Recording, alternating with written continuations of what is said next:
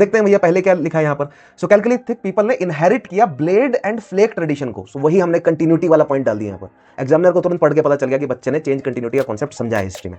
सो inherit किया blade और flake tradition को एंड उसको परफेक्ट किया through pressure flaking techniques, right.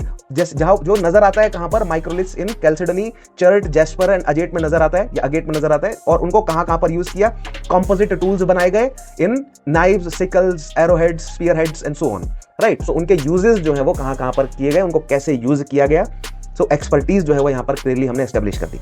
Then map में हमने साइट्स बता दी, माइक्रोलिथ्स की एक्सकवेशन साइट्स अहाड़ में, ठीक है, कायत है यहाँ पर, नवदातोली है और उसके अलावा इमान गांव है।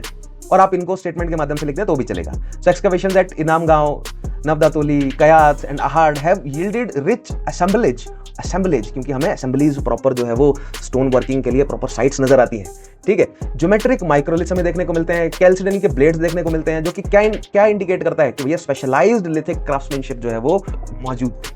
तो आपने एविडेंसेस के माध्यम से एस्टेब्लिश कर दिया, आपने एलुसिडेट कर दिया, और जो कि एफिशिएंट थे डेली एग्रीकल्चर और हंटिंग एक्टिविटीज में। इसीलिए कॉपर पर पूरी तरह स्विच नहीं कर रहे हैं, क्योंकि स्टोन टेक्नोलॉजी इतनी एफिशिएंट थी कि कॉपर पर पूरी तरह स्विच करने की जरूरत नहीं है, क्योंकि कॉपर जो है वो एक तो अबंडेंट नहीं है रेडिली, प्लस कॉपर से बेटर और एफिशिएंट टेक्नोलॉजीज जो है वो स्टोन टूल्स के माध्यम से हमारे पास अवेलेबल थी।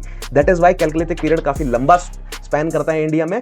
कॉपर आने के बावजूद ब्रॉन्ज एज कुछ जगह पर कहीं सिविलाइजेशंस इंडियन सबकॉन्टिनेंट में डेवलप हो गई, ब्रॉन्ज सिविलाइजेशंस, बट स्टिल उसके पैरेलल में बहुत सारी कैलकुलेटिक कल्चर जो है वो मौजूद रहे, बिकॉज हमारे कैलकुलेटिक टूल्स वर, मतलब ऑब्वियसली वो प्रॉपर एफिशिएंसी उनमें मौजूद थी।